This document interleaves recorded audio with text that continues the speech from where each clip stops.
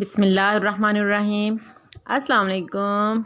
कैसे हैं आप सब? अल्लाह पाक हम सबको ईमान और सेहत की बेहतरीन हालत में रखे। आजकल सेहत के हवाले से हालात कुछ अच्छे नहीं चल रहे हमारे पूरे मुल्क पाकिस्तान में, और ख़ास तौर पे सूबा पंजाब में। एक तो डेंगू की वबा बहुत फैली हुई है, इससे हमें ख़ास तौर पे अपने आप को, अपने बच्चों को बचाना चाहिए। और दूसरा, स्मोक बहुत ज़्यादा फैल चुका है। माय डियर व्यूअर्स, आज के व्लॉग में मैं आपको स्मोक और डेंगू के बारे में कुछ इन्फॉर्मेशन दूंगी। इसके अलावा कुछ होम क्लीनिंग टिप्स आपके साथ शेयर करूंगी। इंशाल्लाह आप इस व्लॉग में बहुत एंजॉय करेंगे और आपको बहुत सी इन्फॉर्मेशन भी हासिल होगी। शुरू करते हैं आज का व्लॉग। बिस्मिल्लाहिर्रहमानिर्रहीम। आज सुबह अल्हम्दुलिल्लाह बच्चे स्कूल चले गए थे, तो फिर मैंने सोचा कि आज घर को क्लीन करते हैं, क्योंकि मेरी बीमारी की वजह से घर बहुत गंदा हो चुका था। लेकिन इतनी हिम्मत नहीं थी कि मैं फ़्लोर वगैरह वॉश कर सकूं या ज़्यादा डिटेल में सफाइयाँ कर सकूं, इसलिए मैं थोड़ी बहुत सिर सफाई कर रही थी, हल्का फुल्का सा घर को क्लीन कर रही थी। सबसे पहले मैंने रूम में से बिस्तर वगैरह उठाए हैं, जो कि रात के बिछे हुए थे। उठाने के बाद फिर ये मैट था हमारे पास, और इसको मैं रात को उठा देती हूँ और दिन टाइम बिछा लेती हूँ। तो यहाँ पर इस्माइल आया हुआ था, वो रो रहा था, फिर मैंने उसे कार्टून लगा के दिए हैं। मैं बात कर रही थी कि डेंगू मच्छर से कैसे बचा जा सके। तो डेंगू एक बहुत ही ख़तरनाक बीमारी है, लेकिन यह है कि अगर आपके अंदर इम्यूनिटी है, आपकी खुराक अच्छी है, तो डेंगू आपको इतना हार्मफुल नहीं होगा आपके लिए। लेकिन जब एक दफ़ा इसका अटैक हो जाता है और इंसान उससे रिकवर हो जाता है, तो जब सेकंड अटैक होता है तो वो बहुत सख्त होता है और उसमें जान जाने का भी ख़तरा होता है। इसलिए प्लीज़ प्लीज़ अपना और अपने प्यारों का ढेर सारा ख्याल रखिए। और सबसे पहले बात ये कि हमारे यहाँ पर ये कंसेप्ट है कि डेंगू मच्छर पानी में पैदा होता है। नहीं, पानी में भी होता है, बिल्कुल होता है, लेकिन इसके अलावा ये पर्दों के पीछे, बहुत ज़्यादा पर्दों के पीछे पाया जाता है, गुलदानों के अंदर जो आर्टिफिशियल गुलदान होते हैं, और फर्नीचर के नीचे कहीं पर मौजूद हो सकता है। तो ये इसकी फेवरेट प्लेसेस हैं, इसलिए हमें इन प्लेसेस पे ख़ास तौर पे स्प्रे करना चाहिए और चेक करते रहना चाहिए। बल्कि अगर सफाई हो ना डेली, तब भी मच्छर भाग जाता है, क्योंकि एक जगह पे जब क्लीनिंग ही नहीं होनी है एक जगह पे, तो फिर वहाँ पे मच्छर ऑटोमेटिकली पैदा होंगे और वो रहेंगे। लेकिन जब एक जगह को हम डेली साफ़ करेंगे तो वहाँ पर मच्छर की ग्रोथ बहुत कम होगी। तो ये डेंगू के हवाले से टिप्स थी जो मैं आपके साथ शेयर करना चाहती थी। तो इसके बाद स्मोक के नुकसानात ये हैं कि इससे नज़ला, ज़ुकाम, खांसी, सांस की तकलीफ़ होती है। और जो बंदे ऑलरेडी, जो लोग पेशेंट हैं इसके सांस के, उनके लिए ये ज़्यादा प्रॉब्लम क्रिएट करता है। इसलिए हमारे गवर्नमेंट ने भी 4 दिनों की छुट्टियाँ दे दी हैं बच्चों को स्कूल से। तो अच्छा किया, वैसे अच्छा स्टेप लिया उन्होंने। लेकिन हमें ख़ुद भी पर्सनली केयर करनी चाहिए कि हम स्मोक से बचें। जब भी घर से बाहर जाएं, बिला ज़रूरत पहले तो घर से बाहर जाएं ना, और अगर जाएं तो प्लीज़ मास्क ज़रूर यूज़ करें। और जब वापस आएँ घर तो आके अपने हाथ और फेस अच्छी तरह से वॉश करें। बिस्तर वगैरह मैंने उठा लिए थे। इसके बाद फिर मैंने आज सोचा है कि झाड़ू लगाती हूँ सारे फ्लोर पे। झाड़ू लगाने से फ़र्श तो क्लीन नहीं होगा, लेकिन यह है कि मेरी थोड़ी मेहनत कम हो जाएगी। अगर मैं वॉश करने बैठ गई तो मुझे डर है कि कहीं अगेन मुझे फ़ीवर ना हो जाए, इसलिए फिर मैंने सिर्फ झाड़ू ही लगाया। झाड़ू के बाद मैं इसको यहाँ पर गीले कपड़े से मॉपिंग कर दूँगी। तो यहाँ पर मैं अपने रूम में से सफाई कर रही थी।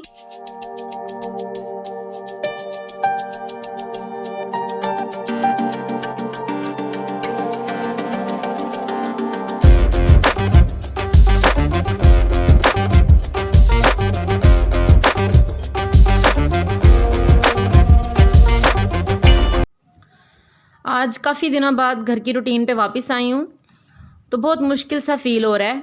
ऐसे बार बार थकावट फ़ील हो रही है, बाजू में दर्द हो रही है। तो यहाँ पर मैं झाड़ू लगा रही थी तो हमारा रॉड टूट के नीचे गिर गया। ये भी इंशाल्लाह फिर अब भाई से सही करवा लूँगी, अभी मुझसे तो हो नहीं सकेगा। ये पर्दे के साथ लगा हुआ था असल में, और पर्दा कहीं बच्चों ने खींचा तो उसकी हुक्स निकल गई हैं, तो अब ये भी ठीक करवा लेंगे। फ़र्श साफ़ करने के बाद मैंने जितना भी कचरा वगैरह था वो इकट्ठा किया, और उसके बाद फिर मैंने आज तौलिया गीला किया अच्छी तरह से, तपड़ी वाला, और पूरे सहन में, पूरे घर में मैंने मॉप किया इसके साथ।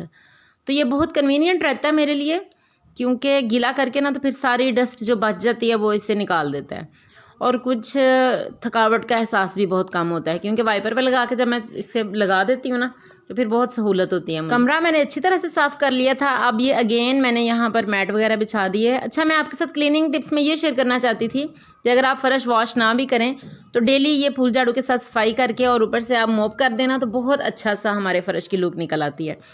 उसके बाद ये मैट वगैरह मैं ज़रूर सर्दी में बिछाती हूँ, क्योंकि इससे एक तो हमारे पाँव नहीं ठंडे होते फ़र्श पे, और दूसरा बच्चों ने अगर स्कूल से आके बैठना हो तो फिर इतने से एरिया में बैठ जाते हैं। अच्छा, प्रीवियस व्लॉग्स में मैंने दिखाया था कि मैंने इस रूम में, पूरे रूम में कारपेट बिछाया था, लेकिन मेरे हस्बैंड को जब मैं बीमार हुई हूँ तो बहुत गुस्सा आया और उन्होंने मुझे भी थोड़ा सा डांटा है, और साथ उन्होंने कहा कि ये पूरा रूम क्लियर कर दो। इसलिए मेरी सिस्टर्स ने फिर यहाँ से पूरा कारपेट निकाल के हटा दिया है, बाहर रख दिया है, और यहाँ पर फिर चारपाई रख दी थी हमने साइड पे।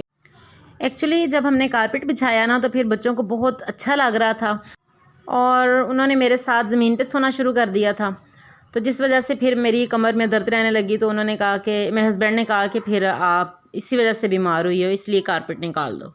उनका कहना था कि आप लोग ना नीचे सोते हो कारपेट पे, तो इस वजह से तुम्हारी तबीयत ज़्यादा ख़राब हुई है। तो फिर इसलिए हमने वो सारे कुछ उठा दिए हैं। अब ये सिर्फ 2-3 मैट्स हमने बिछाए हुए हैं, और ये मैं रात में उठा देती हूँ, और दिन में बच्चे इजीली इस पे बैठ के खेल भी लेते हैं, खाना वगैरह भी खा लेते हैं। आज बहुत दिनों बाद जनाब रूम को तो मैंने कर लिया था नीट एंड क्लीन। उसके बाद फिर कुछ कपड़े मेरे प्रेस होने वाले पड़े थे, इसलिए फिर मैंने आज इस्त्री लगाई है, और सारे कपड़े फिर मैं प्रेस कर रही थी।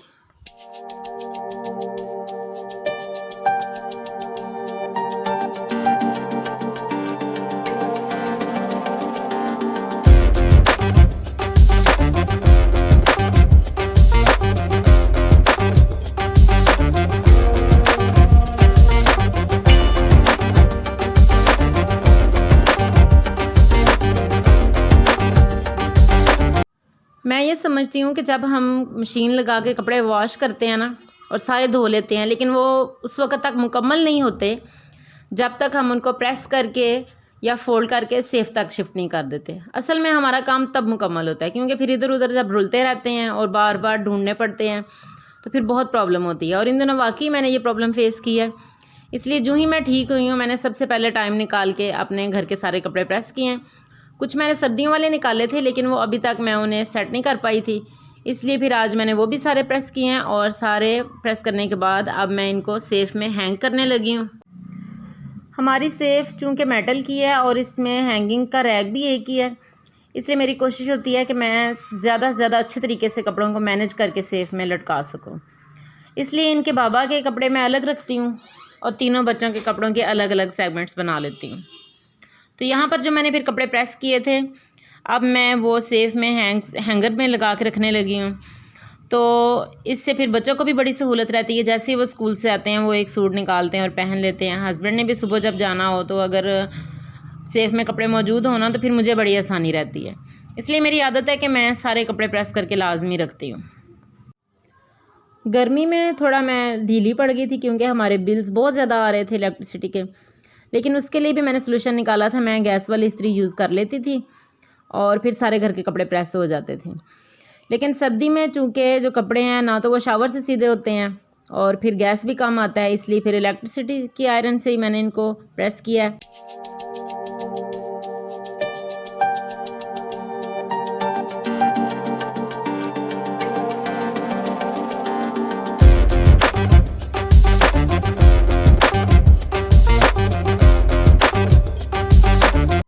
अभी घर को क्लीन करने के बाद और कपड़े वगैरह समेटने के बाद भी मेरे बहुत ढेर सारे काम पड़े हैं।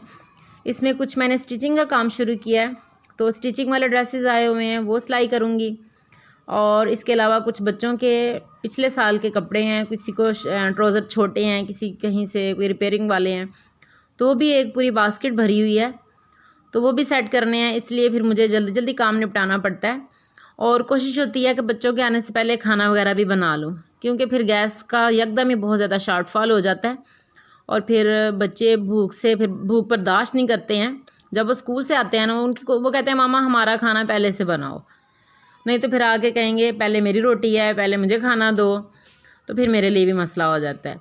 और कुछ मैंने ट्यूशन पढ़ानी होती है, तो फिर जैसे ही बच्चे आते हैं उन्हें खाना देती हूँ, वो खाना खाते हैं, उतनी देर मैं थोड़ा सा रेस्ट कर लेती हूँ और फिर तकरीबन 3-3:30 बजे के करीब ट्यूशन वाले बच्चे आ जाते हैं, तो फिर मैं सबको बिठा के ट्यूशन पढ़ा लेती हूँ। ये भी एक बहुत ज़िम्मेदारी वाला काम है, क्योंकि सारे काम छोड़ के तो फिर बच्चों के सर पे बैठना पड़ता है। ये नहीं होता कि हम उनको कोई काम दे के और ख़ुद घर के कामों में बिज़ी हो जाएं, फिर बच्चों पे वो कंसंट्रेशन नहीं रहती।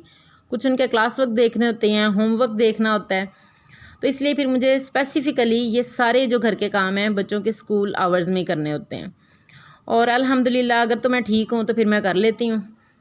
तो शुक्र है अल्लाह का कि आज मैं ये सारे काम निपटा रही हूँ।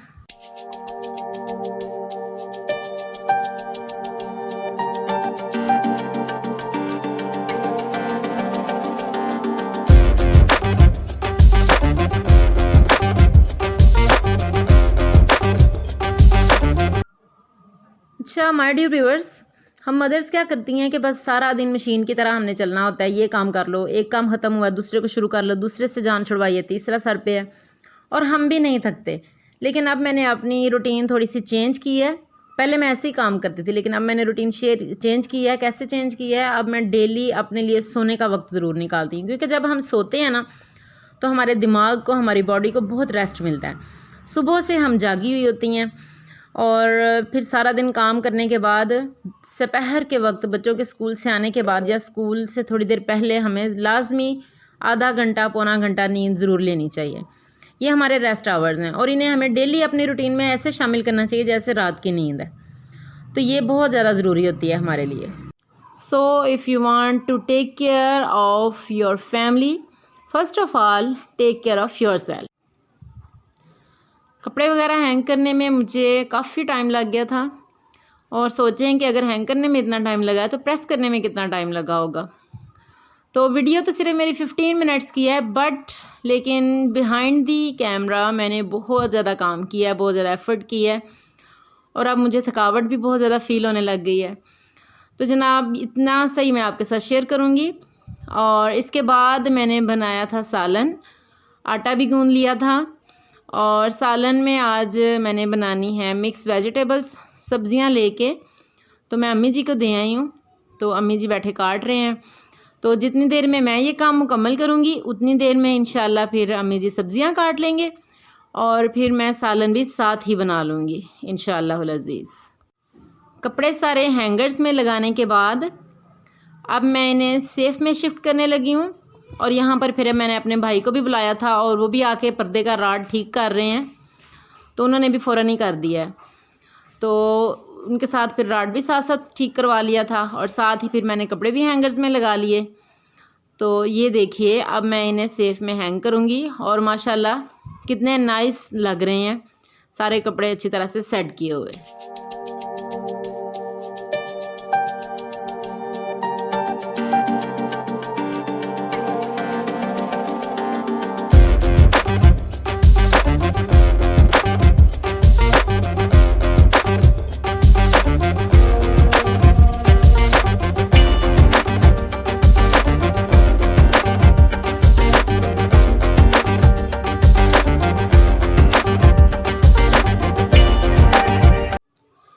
सेफ़ के नीचे ना मैंने चारों साइड्स पे टाइल्स रखी हुई हैं, जिसकी वजह से हमारी सेफ़ कुछ ज़्यादा हाइट तक है, तो इसलिए मुझे मुश्किल होती है थोड़ी सी कपड़े हैंग करने में।